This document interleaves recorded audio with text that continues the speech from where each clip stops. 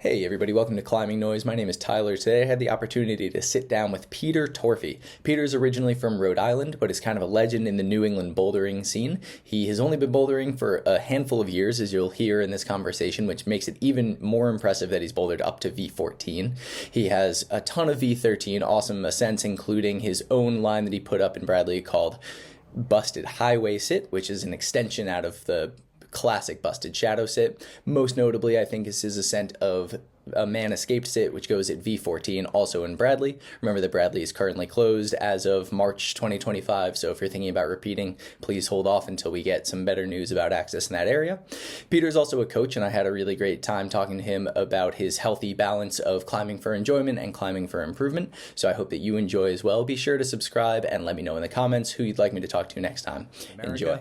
Today, I'm joined by a very special guest. We've got Peter Torphy. I'm going to let Peter give you his own intro rather than me trying to butcher my way through his stats. But Peter, thank you so much for joining. I'm excited to talk all things psych and climbing and your climbing experience, all that kind of stuff. Would you mind letting everybody at home know name, where you're from, all those normal interview basics? Yeah. Thanks for having me on. Yeah, so my name's Peter Torphy. I'm from Rhode Island. Started climbing in 2017. Mainly at the gym, and kind of got like a quick intro to outdoor climbing through a bunch of my friends, which I feel like was a pretty cool experience to have. And then, started working in the industry, did a bunch of different stuff at the gym. So I was like a manager, I was a memberships coordinator, I was floor staff, I was supervisor. But I always wanted to coach. And then with the coaching and climbing, it just kind of took off from there. Here I am on this podcast with you. So I got to stop right away and say you started climbing in 2017. So you're on year 8. Yeah. Basically early into year like 8. 20, 7, 8, 6, 7, 8. Yeah. That's for, spoiler alert for when we get to your ascents. For somebody who has climbed V14, I mean, that was quite a few years ago. That was pre-Bradley closure.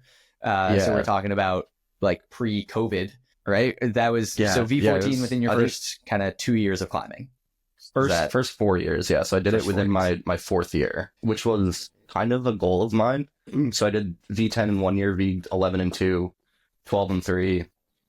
Actually, no, I did 13 and 3 because I think I skipped V12. And then, 14 and 4. And then I was like, wanted V15 so bad, but New England didn't have a Austin Point developing yet. So yeah, there was not a lot of opportunity there. But I figured it was kind of like time to step back and try to build up the pyramid a little bit, because I'd definitely been chasing my goals, which personally I think is totally fine. But everyone has a different view of should you build a pyramid? Should you not grade chase? Stuff like that. I got thoughts on that, but we can save that for later if you 100% want to get into that. Wow. In my head, you've been climbing forever. I assumed that you were a Northeast comp kid. I've known you for quite a while now. I didn't know this about you, so I'm excited. What was your athletic background before climbing? 10 years of baseball, which I actually think I've met a lot of people that have had that baseball to climbing transfer, and a lot of them have had progression really quickly. And I think it's from tendon development within throwing and hitting. This is a working theory, so I don't know if it's true. Yeah. But Tyler Nelson is one of them, right? He was a baseball player.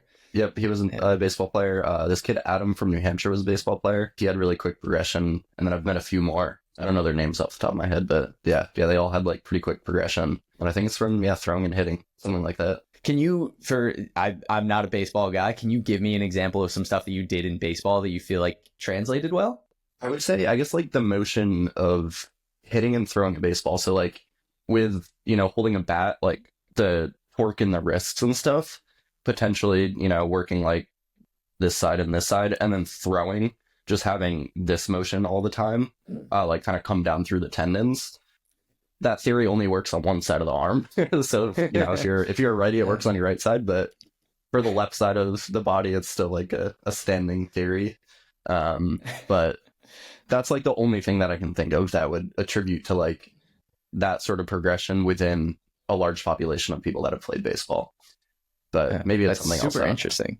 Yeah, I'm trying to think outside the box. I'm thinking baseball is a pretty skill mastery based sport, meaning people spend a lot of time mastering fine details in their swing, right? It's a full body awareness, a lot of rotational power. People spend a lot of time fine tuning what is in their throwing motion. I'm thinking maybe there's also a parallel in the mental appeal of something like climbing and something like baseball. Yeah, I think they're both like pretty analytical. You're like trying to anticipate what the pitcher is going to throw, and then also like looking at their hand as they release to try to figure out like, is it a curveball, is it a slider, a fastball? And I feel like climbing's similar, where you're like trying to think like 2 or 3 steps ahead. Like, you can't just go into a climb knowing your first move. You have to know the whole climb.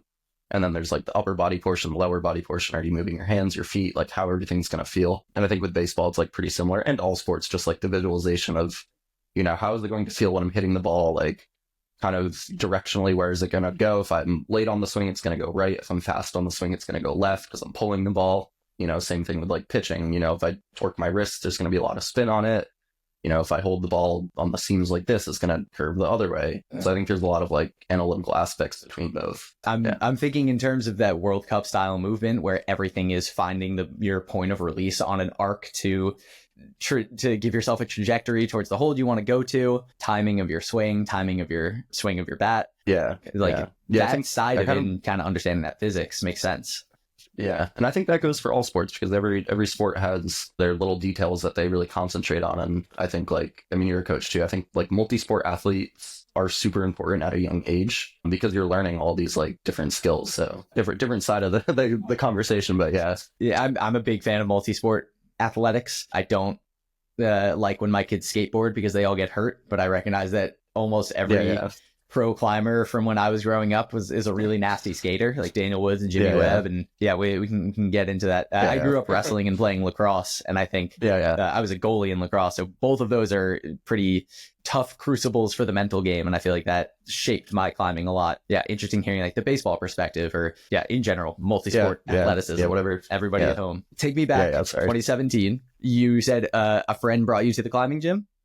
So actually this goes perfectly to baseball. My brother started climbing, and I thought it was like super cool. And I was playing baseball at the time, and I was like wanting to get better at baseball. And I saw the relationship between climbing and baseball being like upper body, hand strength, core. So I started climbing to actually get better at baseball. And within like 2-3 weeks, I was like, oh, this is so much more fun. And I felt like the community I liked a lot too. Like as a baseball player, I didn't really have a lot of people that wanted to like go outside and hike and stuff and like be outdoors. And I like found that community really quickly, really enjoyed it. And then had some issues in baseball where basically my whole team ended up quitting because of a bad coach. And so I started climbing, and then found progression pretty quickly and like validation in that. And then, I was like, all right, the amount of time I'm putting into baseball, I'm going to put into climbing, which I would not recommend because that's a thing for injury. But I was doing like double sessions when I started climbing pretty regularly. So I'd like go in the morning, whatever, rest all day, and then like go back to the gym and then climb more, just because it was like so fun. And it was something like different, something new. I was like, this is the best time in the world. Yeah, I think a lot of people have had that hook from climbing where they have some athletic pursuit that they're super passionate about, or maybe they have been looking for like people who are innately athletic or like feeling in tune with their body and progression and all the mental side, but haven't fallen in love or have fallen out of love with a team sport. I think there's a big Venn diagram there of people who find climbing at the right time in their lives and then end up going every day, twice a day, and can't get enough.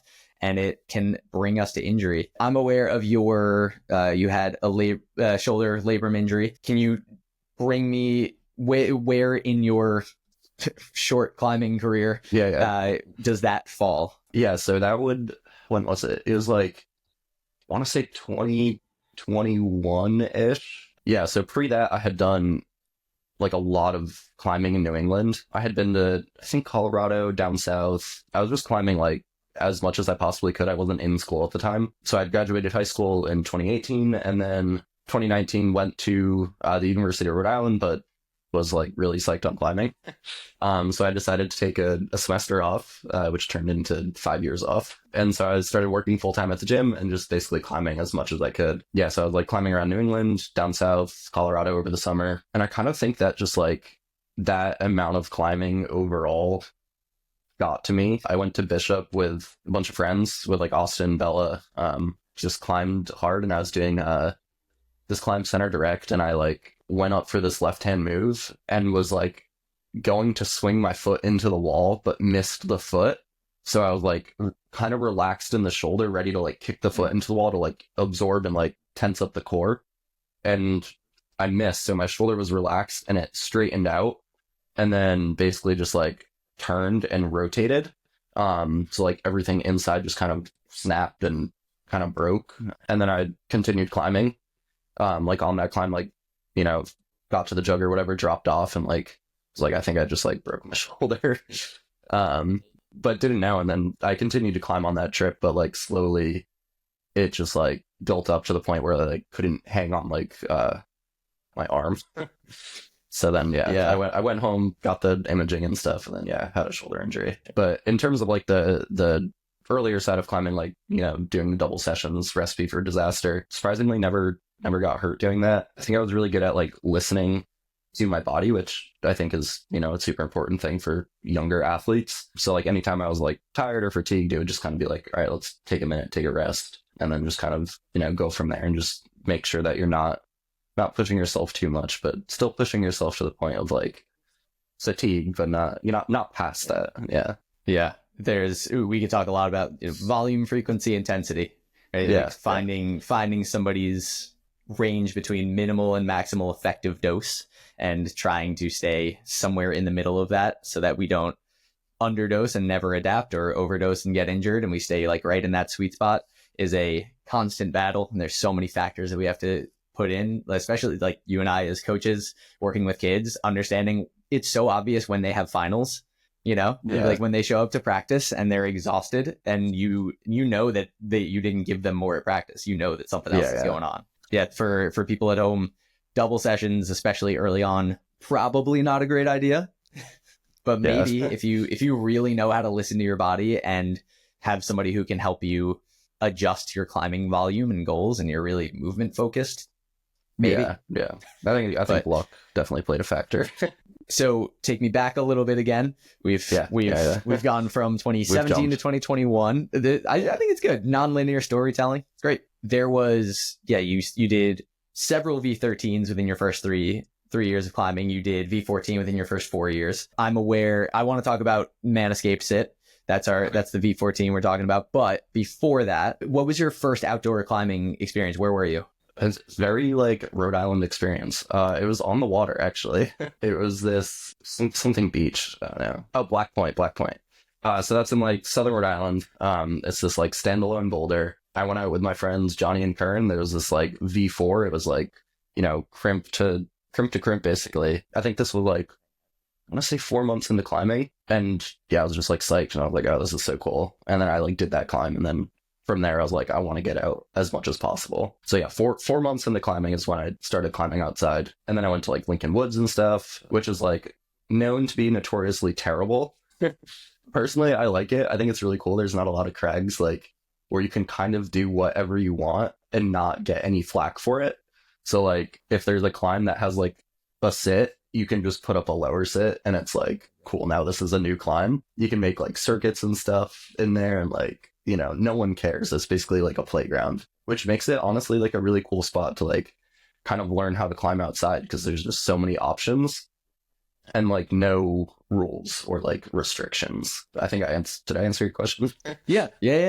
Like early outdoor, there was that boulder on the beach. We love that. And then Lincoln Woods, we're both friends with Sebi. But we're both friends. He's told me very similar stuff about Lincoln Woods, where it sounds like it's part of the mindset that you guys have around climbing, where it's very focused on enjoying your day out and as well as trying hard stuff. But there's like this creative element that comes along with something like Lincoln Woods, where it's not necessarily the prettiest place. It's not necessarily the highest quality rock, but there's a lot that you can create for your own experience there, which is awesome. And I think 100%. Personally, I wish more people were engaged in the creative process of climbing and going out for what they truly enjoy, rather than trying to go out and send a climb by the rules of the person around them. I have a friend who didn't want to go on a sport climbing trip because they didn't want to like hang dog on lead. I was like, why not? Just like, go take. Nobody's going to yell at you. Like all of us are here for the same reason. We want to be outside. Who cares? Set your rules and do whatever you want. But yeah. Exactly. Set your own rules. So then let's go from Lincoln Woods over to Bradley, Connecticut. One of my favorite crags, because there's two climbs that I'm aware of there. Rest in peace. Maybe for now, maybe someday we'll get back there. Everybody respect your local crags, clean up, don't go out in big packs. I know you did, was it Busted Shadow Sit? Yeah. And then did you also do its Book of... No. What's that one called? Okay. That one got away from me. I'm like pretty sad about it. I know. There's so many... There's so many shoulda, coulda, wouldas there. I think the first time that we ever met, I'm pretty sure I saw you trying that climb. Busted Shadow Sit is V13. I believe you did that one. Is that correct? Yeah, I did that one. I did Man Eagle, which is like 12, 13-ish, which is like to the left of Man Escaped. And I also put up an extension to Busted Shadow Sit. Yeah, so it's called Busted Highway Sit. So if you're familiar with Busted Shadow, it like basically finishes pretty low to the ground. Like you get like this knee bar in and then you like top out. So basically I put up an extension that like instead of putting in the knee bar and topping out, you just continue up through, it's called the High Traverse. So it's basically like this V13 into this like V8, V9 traverse into like the top out. So it adds, I don't know, maybe 12 more moves to it. But it makes it like, I don't know, it makes it kind of cool because like Busted Shadows, you know, like 6 move V13. But then you get like kind of an endurance aspect to it where you're like, you know, going through this little traverse and then you get to top out on like the really proud feature. So I felt like it brought like that climb into just a full like value, you know, climb. That's sick. I didn't know about this this link up, this extension. I'm aware of Bryce's line is Book of Bitter Aspects, I believe. Yeah, busted into the book. Yeah. And the book is nasty. The book is named for a like rectangular hold that is like coming out of the roof that everybody like wraps underneath, and it's like super, super nasty. That one's gross. And I think that you were, maybe I'm conflating. I remember you having a wrist injury at some point in the process early on. I remember you taping your wrist for that one. Am I making that up? I don't remember exactly. I think it was from trying that climb, just like a lot of like tension going through the tendons on the wrist. Yeah, I think it was just like too much like, I don't know, I like train flexibility. Like if you look at my wrist, you can see like a visual difference between the two. And I actually think it's from like trying that climb because I would just like sit at home and just like do this all day to like stretch out the wrist. Yeah, so I think it was from trying that climb, but I don't remember exactly. So we had Busted Sit, link up off of Busted, and then Man Escaped and Man Escaped Sit. I want to spend some time on that. Obviously big number, but also I think there's some stuff in there that I want to talk about with Man Escape, but can you talk me through where in this process of going to Bradley, where did you first try that one? What was that process for you? Yeah, I think I actually tried it later on in the Bradley experience. I had been to Bradley like before doing all like the hard stuff, like that year where everyone did everything. I had been before and did like Homefront Arete and like basically all the really, like the really fun classic stuff. And honestly, I had no clue that like Man Escape existed or like really any of that stuff. So that was kind of like my first experience there. And then, did all the other stuff. And then, when did you first try Man Escaped? My memory of it is nobody knew about it. Busted Shadow is like still the coolest line of all time. Everybody goes to Mr. Bill's cave. That's where the hard stuff is. Then there's Homefront, there's Cypher, there's other hard stuff around, but nobody ever really mentioned Man Escape or Man Escape Sit, and then it felt like somebody dusted it off and then 6 people did it really quick. Ray Hansen dusted it off, did it, and I remember I think I looked at the climb and was like, oh, this is like a board climb. And basically and a lot of my training like consisted of basically just mainboarding. So I like saw the climb. I think I don't even know how many sessions. I did a lot of sessions on the stand because for people that don't know the climb, it's just basically one move into a crimp, you jump, kick a foot, and then you have like a hard Gaston move, and then you're, topping out basically. It gets like V12. I think I want to say like 4 or 5 sessions into it. I might be making these numbers up, and we'll say like 50 attempts type stuff. I was like, cool, like I did the stand. This is awesome. Let me basically try the sit, because why wouldn't you? I think I flashed the first either 1 or 2 moves of the sit, and I was like, oh my god, like I think I can like do this climb. So yeah, I think I spent it must have been like 12 sessions on the sit, basically just like before work. So if I worked at like noon, I would wake up at like, 5 a.m., hike into Bradley alone, like with a ladder with like, 5 crash pads. Like for people that don't know the climb, it's like, it's not tall, but it's like, it's relatively off the ground. So like you want pads. And yeah, just like hiking in the winter, basically I was just trying to like dial in the stand move because I knew from the sit, if I got there, I wanted to be 100% on the move. So like my personal theory and crux moves on climbing is like, you need to be like 5 for 5 or like whatever that number is, like above 75% on the move, because from the sit, it's going to be way less percent. So if you're 75 from the stand, when you get there from the sit, you're going to be 50%. So I basically just wanted that number to be as high as it possibly could. So I would like go there, dial in the sit moves, try it into the stand, not do the stand, like fall on the crux, and then run the stand, drop off, run the stand, drop off. So I think I did the stand probably like, this isn't an exaggeration, maybe like 25 to 30 times, just like sticking that move, doing the next move and dropping off, like sticking that move, doing the next move, dropping off. And yeah, for, just so people at home are keeping track, that is a V13 boulder. The stand is just the stand. V12. It goes to 12? Yeah. Okay. I've heard people take 13 for it. Yeah. But whatever you want. To take a single move V12, and we'll call it 12 for the sake of argument. But to take a single move V12 and do it 25 times as preparation for the V14, I think is people probably don't understand that level of precision that goes into a move like that. Or just when it comes to that higher end projecting, so many people have their project for X amount of weeks in the gym.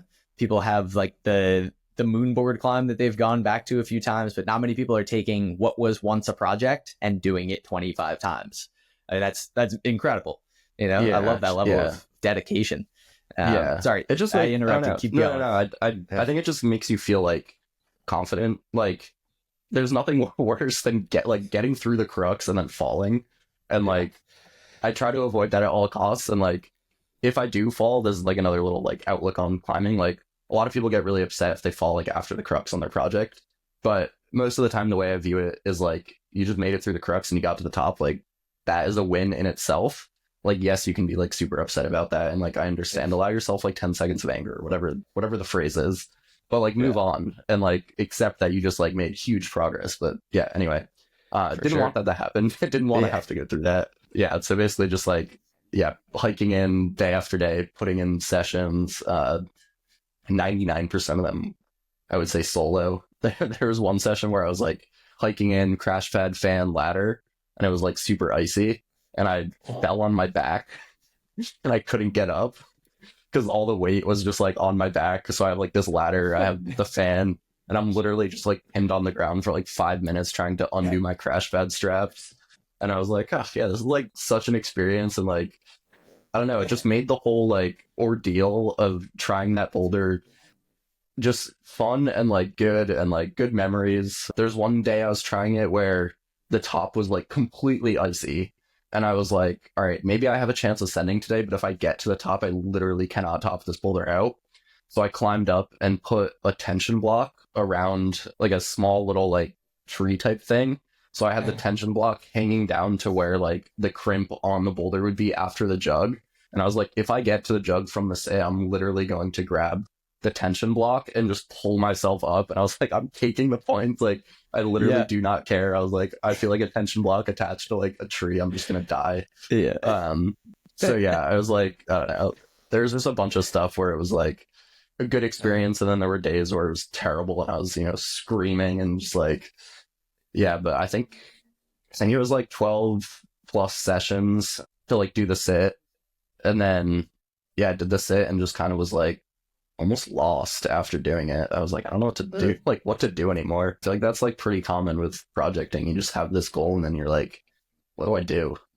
And then Bradley got closed and So then, that adds a whole nother element. So, Bradley closed. Oh, man. That was a sad, sad day when Bradley closed. Busted Shadow is like one of my lifetime projects. I was so close.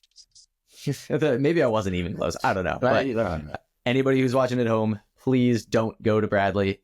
There's like disputes with the people who own the land and the town and parking. And if you're somebody who's like, I'll just go, how would they know? Nobody's going to know.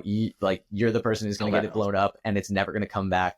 Please respect your local crags and access. Oh, I'm sure that there are. It's like watershed area. That was like part of the, so anybody who's thinking about it, don't do it. Man, I mean, an incredible accomplishment, but I think it's quite common for people to feel like they have this peak experience and kind of feel lost after. I remember you had an Instagram post, I think it was after this one, where you were saying, maybe I will take a break and fill out my pyramid a little bit more. I'm going to start driving us towards coaching, because I think that there's some interesting parallels. You talked about have your 10 seconds of anger, some like positive mindset stuff. You also, I want to touch base a little bit on, you said you had a bad coach who caused an entire team to quit. What did you learn from that coach about what kind of coach you want to be? Yeah. So I played in like a positive direction. No, I actually have like a pretty like good example for this. I played on multiple teams. I had two coaches. One coach I still talk to this day, like best dude in the world. The man would like sometimes pick me up from school and like drive me to practice if my parents couldn't, drive me to practice that day. Like literally just like such an awesome dude. And then I had another coach who was just like an absolute, terrible person. But in terms of the teams that played on both, they were the same. So one was, I'll just call them both travel teams. I don't want to call anyone out. Sure. So like the two travel teams, we had good coach and we had bad coach. Same people on both teams, and we won state championships with both teams. So like looking at that evidence, it's very, very clear that you can have the same success with a good coach who is nice versus a good coach who is just like not a good person. And it was just like that sort of experience when I started coaching immediately, just like also just being a good person in general. Like you're not going to like be mean to people, but like it very much just proved that like you don't need to like punish kids if they're like, not doing well. Instead, just like support them through that experience of like doing well. So like some examples of like terrible coaching that I received was like my baseball coach asked me, I was like freshman year of high school. He's like, when are you going to grow? And I was like, hopefully soon, coach. Like, first of all, what type of question is that? Like, whatever. And he, so like, he goes, I forgot. Like, I'll just grow. Yeah. I was like pretty sure. I think I was like, I don't know, 5'2" freshman year of high school, maybe like 5 feet. I don't know, whatever, somewhere in that range. But yeah, he was like, when are you going to grow? And I was like, hopefully soon, coach. And he's like, when I talk to you, you answer with yes or no questions, and then made the entire like outfield squad run. And I was like, that's not a yes or no question, first of all. Also, what the hell? It just like didn't make sense to me. There were other times like if you missed any sort of practice, you were benched the next game. And basically what made our team quit is like one of my best friends at the time, like he was at a funeral. And so he missed a practice and a game, and he got benched for basically like the season. And that was just kind of like the final straw for like the people in my grade. We were just like, we're not doing this. We have like other teams we can play on. And just the other coach I was with, super supportive, nicest guy. We'd go out for dinners and stuff, like as a team, like great experience. And then, just very much proved that like you can be a good person and have a lot of success with the people you're with without, being hard on them all the time. I have a degree in sports coaching. In one of our foundations of coaching classes, it was maybe day one, everybody had a piece of paper and had to write down the worst thing a coach ever said to you. And everybody immediately, everybody knew exactly right away what the worst thing a coach ever said to them was. And then we also had to think of what is the nicest thing a coach ever said to you. And everybody had a much harder time thinking of that. And to me, that proved a couple points. One was the worst thing you say to an athlete is the worst thing you say to them, even if it's not that bad. So something I think about when I'm working with the kids is, my goal is that the worst thing I say to them will be better than anything a coach said to me, And then the other thing is, it is hard for compliments to stick with people, or for positive experiences to stay at the forefront of our mind the way that a negative experience can. You can easily think of great things that your great coach said to you and terrible things that your not so great coach said to you. I think for anybody out there, if you're a youth athlete and you're dealing with a coach who has some negative tendencies or is doing things in ways that you might not remember that that's not your fault. I think is my takeaway. Yeah. My climbing coach in high school said, I like fell off a climb and he was like, you're kind of like equally bad at everything in climbing. And I was like, what, dude? He was like, yeah, you don't have any like big strengths or weaknesses. It's like not a bad thing. I was like, yeah, but you said I'm equally bad at everything. Yeah, you could say you're equally good at everything, and it would mean the same thing. Like simple change in words, and I knew what he meant, and he wasn't trying to break me down, but language matters. So we're primarily at the Rock Spot gyms. We're working with the youth programs there. You recently transitioned to a new spot. Can you tell us where you're working now and what your team is like right now in this? Yeah, I mean this will cause some anger between the gyms. I personally think it's like the best gym in New England. It's called Boulder Union. It's like, I would say, the most modern gym in the Northeast. The style is like World Cup setting with the World Cup holds, like the 360 holds. Cody Grotzky is one of the setters who literally sets at World Cups. So yeah, it's a pretty cool facility. It's in this old bank. I don't know, I'm sure you've seen pictures. If you haven't, just go on Instagram and look at Boulder Union. So there's these like beautiful marble walls, like gold and white, with these like stained glass elements everywhere, and it's just like the best environment, I think, to just be in, to climb and also just exist. When you feel like you're resting, you feel like you're resting in like a facility that just like shines this light on you, versus like those gyms that are like dungeons and like, I don't know, just terrible like experiences with no light and stuff. In terms of the team, we actually still haven't like, we don't have anyone yet. There's like a few reasons for that. It's the middle of a session right now. So like people have already paid for their session, so like it doesn't necessarily make sense to move to a different session. And then we have like a bunch of different programs. Like we have youth programs. That was my girlfriend who just walked by me. Hey. Yeah, we have like youth programs that are going to be rolling out. We have like adult teams that are going to be rolling out and stuff. So yeah, the youth team though, I think it's going to be like a really, really cool experience for the kids that want to go from like that like regional divisional level that like can't seem to make nationals to just like getting to nationals. Because I think a lot of it, for a lot of gyms, you can have the best coach in the world, but if you're not exposed to the style of climbing that you're going to see at those high levels, it's going to be really hard for you to find success, which doesn't mean you're not going to find success. It just means it's going to be a little bit harder. And I think that at this new gym, the rate of success will be a little bit higher because they just have that little bit of an edge on other people. That is that new style of climbing, specifically set by a setter who is also setting youth nationals, World Cups, all of that stuff. So like he has the experience. We have the holds, we have the wall angles, we have the facility. So I'm like really, really hoping that when we do have the team like fully developed, that it's going to be like one of the higher level teams in the Northeast and in the country. Dude, that's so rad. I have this conversation. I'm based out of Valhalla. We're celebrating 20 years this year, now in 2025, and we're one of those old dungeon facilities. And there's a bit of magic to that, but there's definitely some magic to a like brand new facility, all new holds, really high quality setting. There's a lot of things that can be advantages, but I think one thing that's really interesting is you don't need any of those things to be successful. Like you said, it can be that difference maker. It can be that little extra push over the top, but at the end of the day, it's the person who wants it the most, right? Yeah, 100%.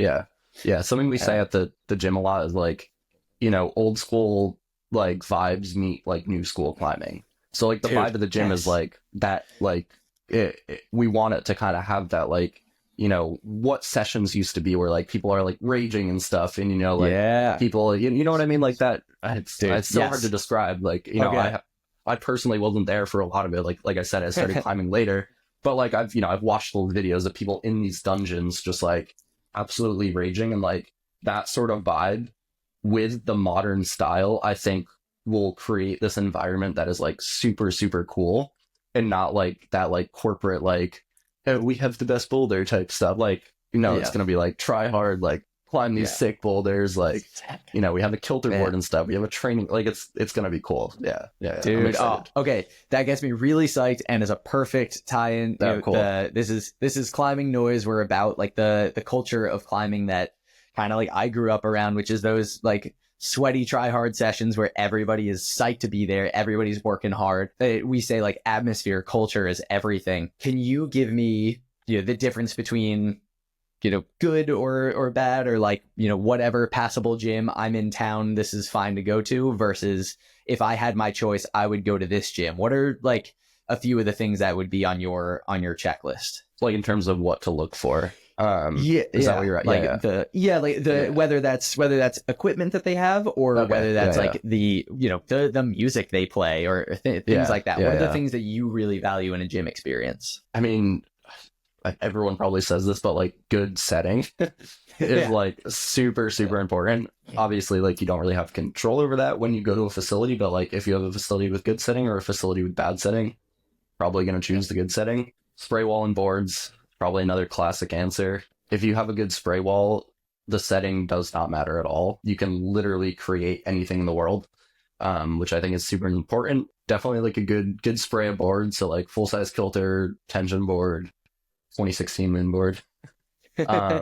Weight, I think it's like, I think weight room is super important. Like you have to have benches, you have to have squat racks. I don't really care about cardio equipment. So 4x4s or 4. Yeah. And good lighting. I think that, honestly, I might put that at like kind of the top of the list. If the vibe of the facility is not what you want it to be, none of the other stuff actually matters.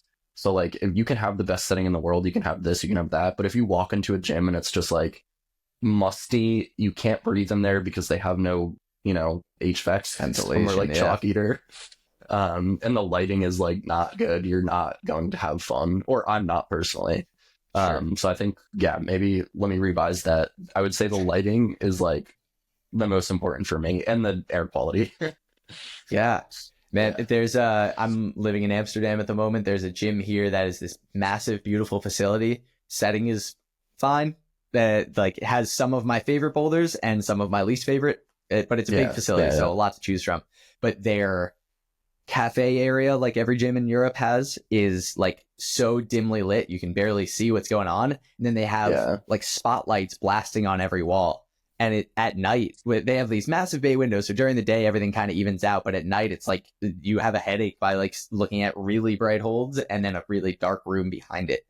Lighting is pretty underrated, I would say. It's pretty underrated. And like that first experience that you get when you like walk into a gym. So like, this is for all the gym owners out there, like friendly desk staff that are like super accommodating, that like as a customer you like walk in and you're like, oh wow, that was like really cool that they did that for me. Or like, you know, the way they spoke to me was like very accommodating and like friendly, versus just like, have you been climbing before? You know, like, cool, great, awesome, like I don't care type stuff. So for all the staff members listening, be nice to your customers. Yeah, man. You never know who you never know if you're like robbing the world of a prodigious climber by not being psyched that somebody's there to choose to partake in your passion, you know? That being said, it's hard to work at a climbing gym. We've both had plenty of hard days, plenty of tired days, plenty of stressful divisionals experiences followed up with having to be on Monday. It's tough. Let's talk climbing competitions for a little bit. You know, you've spent a lot of time around the USAC circuit. I know you've also competed yourself a fair amount, but you know, correct me if when I think of you, I think of primarily your outdoor accomplishments. I know you've been on the Dark Horse podium. Would you like, where in your realm of things that you're psyched about does your own competitive track fall for you? It like goes and comes and flows. If I do really well, then I'm like super excited, like most people. If I do poorly, then I'm like not psyched at all. It's like kind of interesting because I talk to a lot of like, you know, the high level comp competitors, and to them competing is like super stressful for them, and they find like the relaxation outdoors. And there was a time in my life where competing to me was super relaxing, and climbing outside was very, very stressful. And I think it's probably just the expectations set by the people around them. So like you have all these, young athletes or just like literally professional climbers, and like their expectation is like they're going to succeed, they're going to win, and they should be the best. And then you also can have that flip side as like if you're primarily an outdoor climber, you're going to have that. So it kind of like depends on where I'm at, just like in life. Competing for me generally is like pretty relaxing, and like I enjoy it because I always look at it as like how often do you get to climb with like the strongest people in your region at like a competition. Like it's cool. Like I just like, especially being from an area that like doesn't have a lot of super strong climbers, it's like really cool to get together as like a region and just have like 15 like V14 plus climbers raging this boulder and like having fun. That's super sick. I'm going to push back on not that many strong climbers from your area. I'm going to put you, I'm going to put Sebi on that list. Ethan Freudenheim is from your area as well, I believe. I mean, he's maybe the physically strongest climber in the world. 100%. Yeah. He has to be. Dude is like adds 200 pounds to weighted pull-ups. Dude is so strong. Let me reiterate or rephrase that. And what I meant by that was like, in terms of like density in an area, like New York has like a ton of people. Rhode Island, there's just no one currently. Boston has a ton of people. So like, what I mean by that is just like my area being like Rhode Island. Like, there's not a lot of time when you walk into a gym and there's two people that climb above V12 almost, or even V11 sometimes. Like I have like Robbie basically in Rhode Island. But he's from Massachusetts. Robbie McGonigal. Shout out to Robbie. Who just sent roses, by the way. Yeah, dude, I saw. I can't wait to congratulate him. That's so awesome. That's really cool for him. Yeah, but but it's cool when you get all those people from New York, from Boston, from Vermont together at one competition.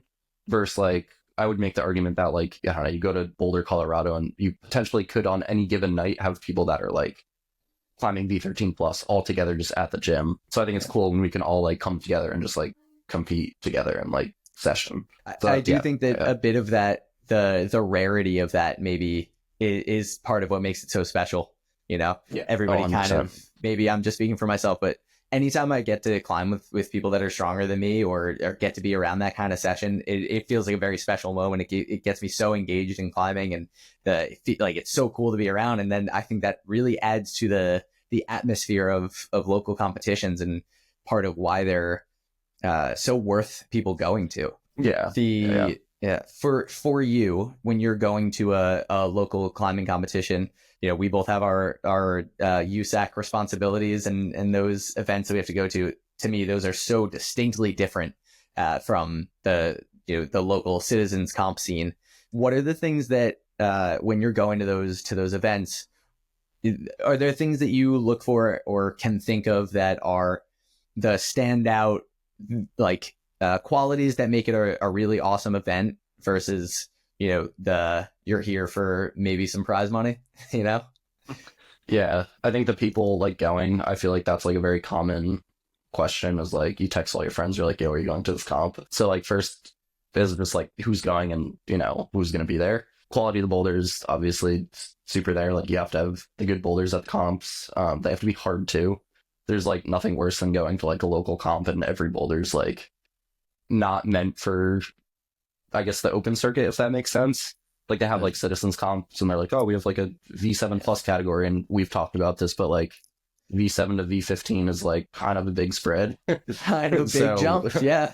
Yeah. I guess I don't really necessarily think about like comps too much of like what the quality will be.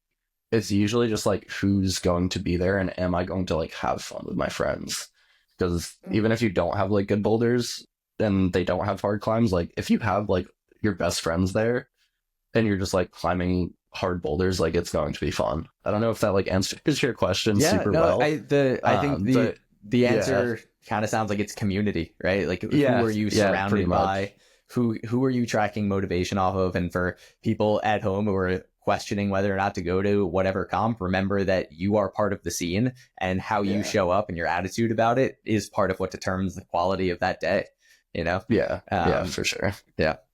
The competitions here in Amsterdam are really interesting because they're compared to the US ones much cheaper, much more laid back, not very big prizes. There's like very rarely a cash purse. It's really like, I think maybe there's like a crash pad that gets handed to somebody versus like the you know, thousands of prizes that we have at all of our local comps. But the vibe is very different. It's like much more based on who, like, just everybody showing up to have their community experience. It's cool.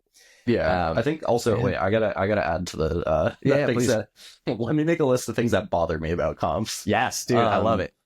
Showing up to a comp and say you're in open and you podium, if the cost of what you got on the podium does not cover your cost of going to the comp and paying for like gas and hotel, that's like, maybe it's like annoying, but like that's a pet peeve of mine. Another pet peeve is like, if you are on an open podium and you get, say, third place, and this is not Dark Horse, I'm not calling out Dark Horse. Say if you get third place, and then the person in advanced, their first place prize is worth more than the person who podiumed on the open category, there's no incentive. I mean, this is like a shitty view. I don't know if I'm allowed to swear on this. But like, please. There will be open competitors that will go into the advanced division to get the better prize. And like, that's not me personally, but I have seen that.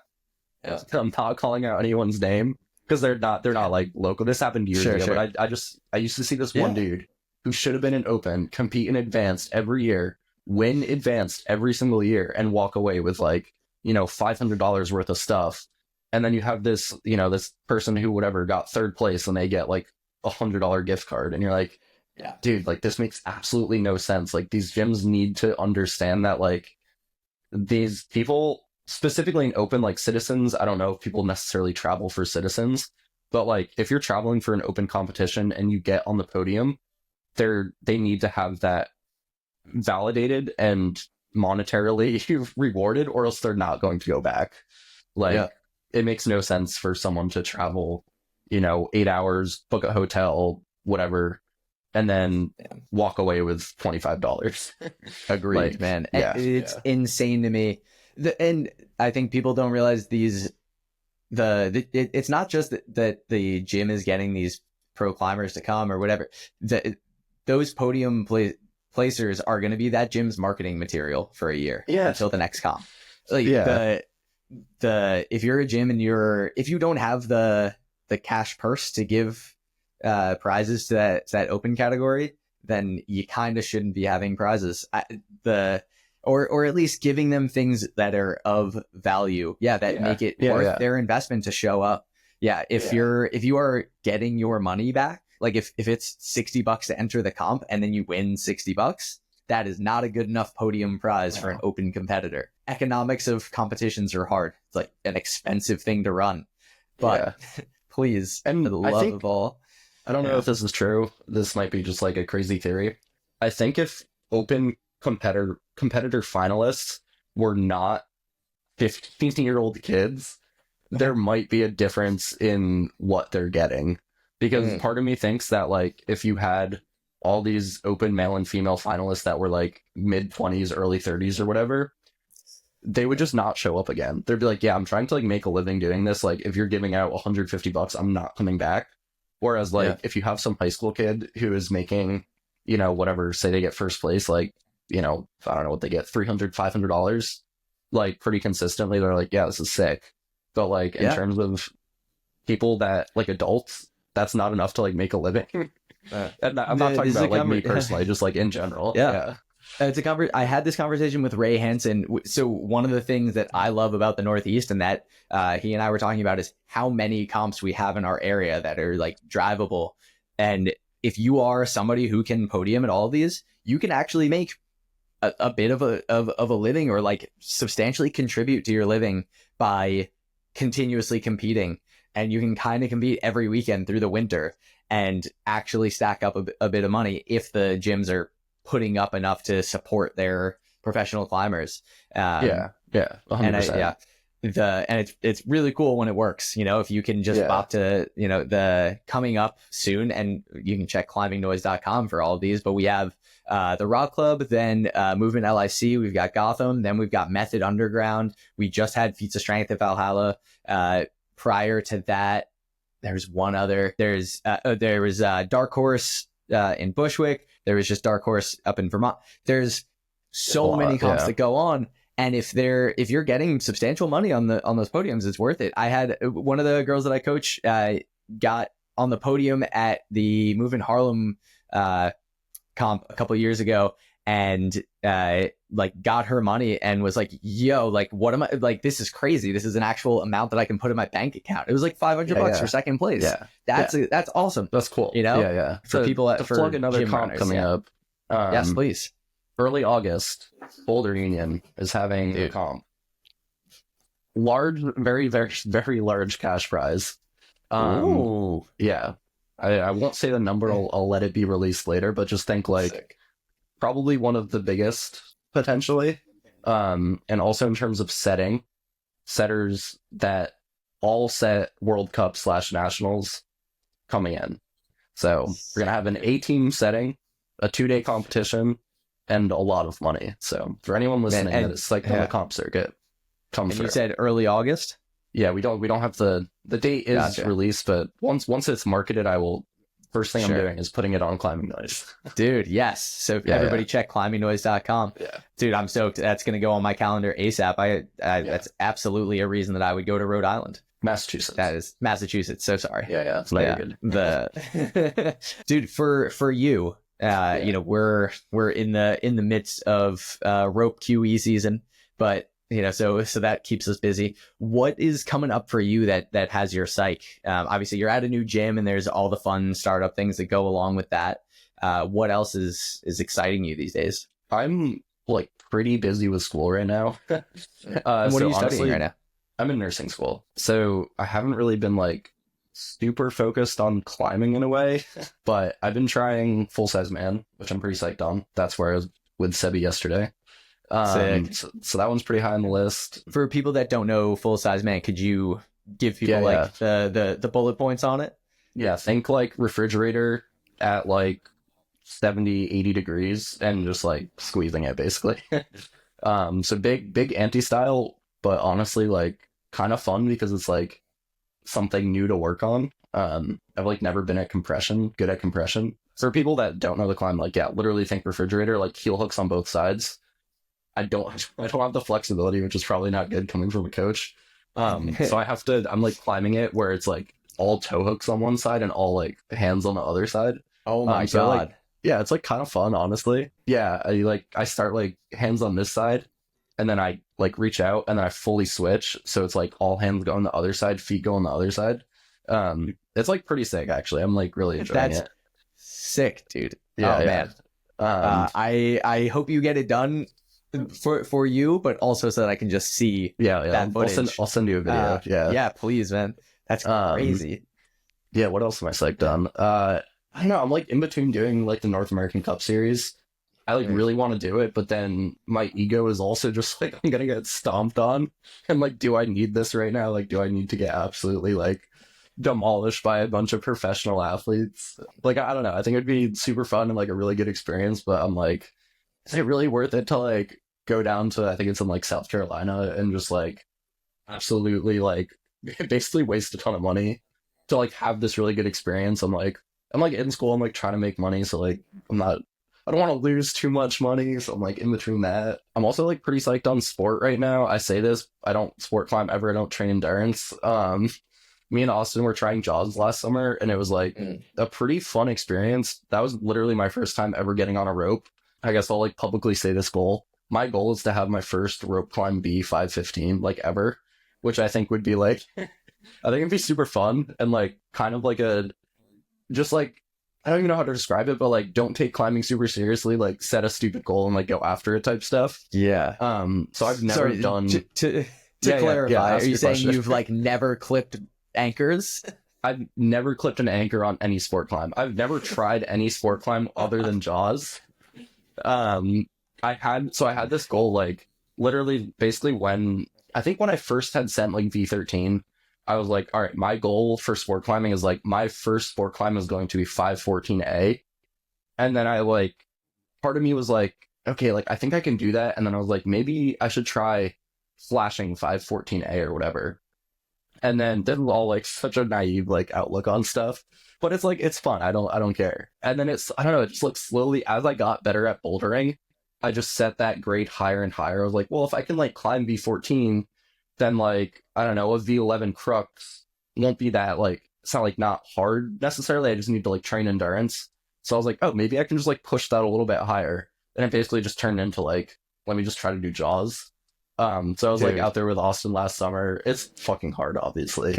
This is the kind of thing that I love so much. It is a ridiculous goal. Not in its scope, but in its the absurdity of I've never clipped an anchor. The only anchor I'm going to clip is 515. No interest outside of that is phenomenal. And the fact that like realistically, I think you're going to do it. I think you're going to back up that goal, and it's going to be awesome. And I hope that the climbing world is like, I hope that sport climbers learn that bouldering is better. That being said, I don't know. Like I think. A lot of the time, like, I mean, I go back and forth between, like, taking climbing super seriously and, like, not taking super seriously. But I guess, basically, since I, like, hurt my shoulder, my outlook on climbing has, like, completely changed to, like, I want to make it, like, sustainable and fun for me. So part of that is just kind of, like, almost trying to prove to the community in a way that, like, you can do whatever you want, literally, and, like, you know, obviously don't, like, get areas closed down. Like, don't be an asshole. But, like, you know what I mean? Like, you can set crazy goals and, like, try to reach those. Like, my goals when I started climbing, like, a V grade every month until V10 and then a new V grade every year.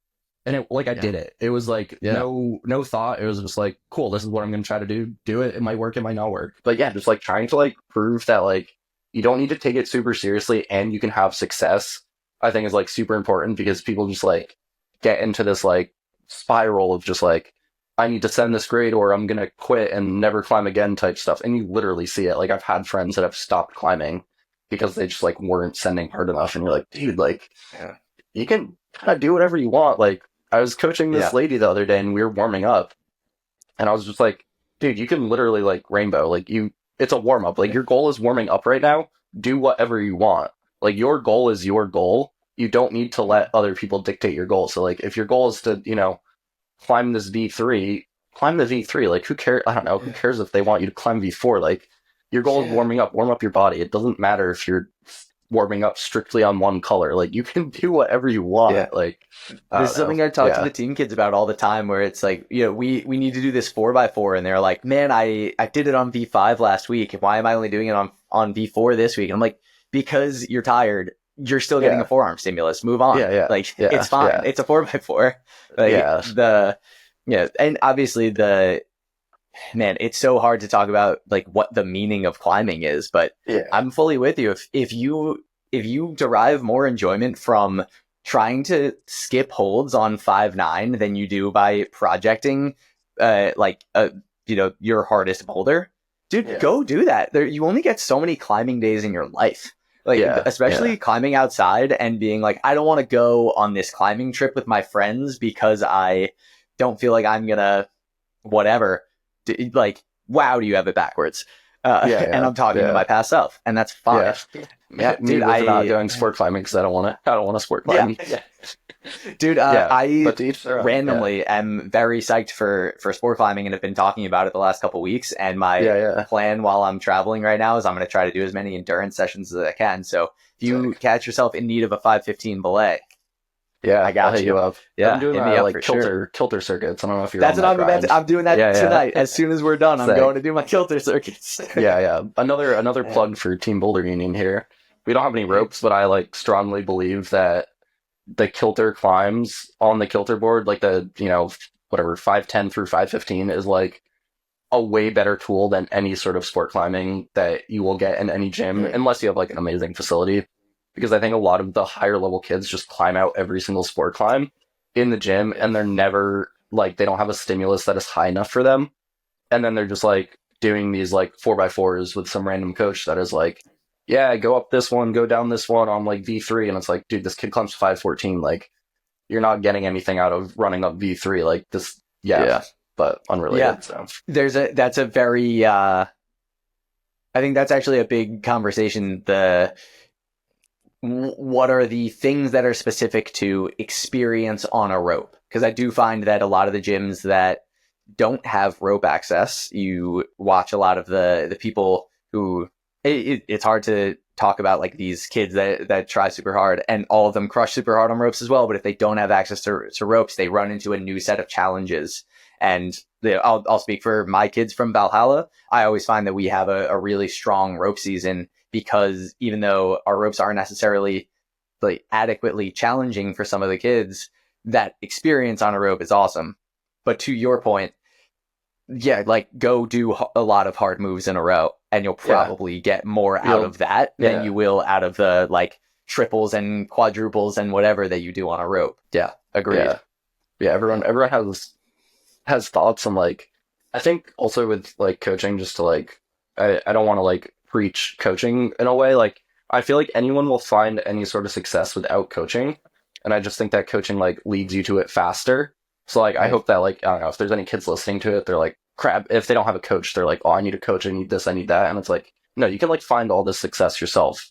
But like, coaches are there to like guide you and make it a little bit quicker. So if there's any kids that don't have access to a coach, don't freak out. You will find this success on your own 100%. And like, you can ask questions to anyone and they're always happy to answer, but you don't need a coach in an amazing facility to find success. You can hit me up on Instagram or email tylergcoaching@gmail. Highly recommend. Thanks, brother. Or, hit up Peter Torphy. Maybe he'll coach you too. Maybe. Yeah. He's busy. He's in school. Yeah, I'm busy. I've got time. Hit me up. I'm stoked. I can't wait to see what comes out of your sport climbing endeavors. I think that's really interesting. I think sport climbing is about to be back in a big way. We'll see if I stick to it, but now that I've publicly said it, I have to. Yeah. Now that I'm going to be hitting you up because I want to sport climb, you're going to spend some time belaying me. I'll belay anyone on 512 while I get My goal for a long time has been to flash Predator at Rumney. And Sebi brought me there, started unpacking the rope because he was going to support me on it, and I was like, dude, I'm too scared. I have too much pressure on it. Like because I know that I can. Yeah, that's another thing that's so hard, is like you set these goals and then you like the pressure hits you and you're like, oh crap. Like when you have like a flash goal or something, you're like, I want to flash this so bad. It happens to me on boulders all the time. And then I like get to the boulder and I get so nervous and I'm just like, nah. And then I just pull on and like try moves and I'm like, whatever. Yeah. And then I'll look back and be like, oh god damn it. Like I should have tried to flash. And then it's like, but then so silly. But that's like a good experience too though. Yeah. But you gotta flash that one. We got a flash Predator. I don't want to take up too much of your day. You've got stuff to study for. I think we've been going for over an hour, so I want to say thank you for coming. Do you have anything that you'd like to plug for the people? Where can they find? We'll put it in the description, but where can they find you online? Yeah, I just have Instagram. I'm like pretty bad at posting. It's just my name, Peter Torphy. I'll plug Boulder Union too. I think it's like an amazing facility. Come check it out. We're always like happy to have people there and just experience the experience of being there is pretty cool. And Rhode Island, shout out to Rhode Island for like being the home state. Rhode Island goes pretty hard. Do you have any sponsors you're working with right now? I don't, but if anyone wants to sponsor me, I'm all for it. I'll shout out Golden Climbing Company, Golden Co. Golden. Yeah, it's in your Instagram bio. So it's in unofficial Golden, I think is what the Instagram is. But the company is like Golden Clothing Company. All those chalk bags that say Golden, those are the ones. I know Beta Labs makes chalk bags too. But... we're here in the Climbing Noise House. We love Beta Labs, but we also recognize like Golden makes some really cool stuff. Check them out. Everybody likes to have multiple chalk bags to pull from. So after you've gotten your Beta Labs, go check out Golden. Or your Golden, you can get Beta Labs after. Yeah. Exactly. Yeah, gotta have two. Yeah, man, dude. For anybody who's like not to give people a sell on your Instagram, but I just want to say I really enjoy your photography on your Instagram. Thank you. There's a lot of climbers who take pictures, and their pictures are boring. Like I do find yours like, visually interesting, and I like looking through it. Yeah. I switched to like that perspective of like further back, which I feel like I don't know. That's what I like at least. But like the big view, you know. Yeah. I love a close up of a hold, or I love like somebody's try hard face, but the climber's perspective of a landscape. I don't know. That's what I get from Thanks. from your photos. That's cool. I appreciate that, honestly. It's cool. Yeah. All right. Let's hit this outro. Everybody, thank you so much for tuning in. Peter, obviously, thank you for being here. Check out climbingnoise.com for everything having to do with competition climbs or just the climbing scene in general. Please, share with your friends if you've got anybody that you think that we should talk to. DM me, Tyler G Coaching, if you want me to talk to your favorite climber, or if you're looking for a training program, hit me up. We want to thank Beta Labs for keeping us chalky, and shout out to Beta Breakers, who are going to be bringing us more and more live streams of almost every comp that you see on Climbing Noise. Beta Breakers is there to live stream it. If you're a gym that's hosting a competition or looking to host a competition, climbingnoise.com, you just upload your competitions, dates and times and info. It's very simple. I did it for Valhalla's Feats of Strength. It takes 2 seconds. So go to Climbing Noise. I'm sure I'm forgetting something, but that's it for now. Dude, thank you so much. And absolutely. Look forward to seeing you probably at regionals is probably the next time I'll see you.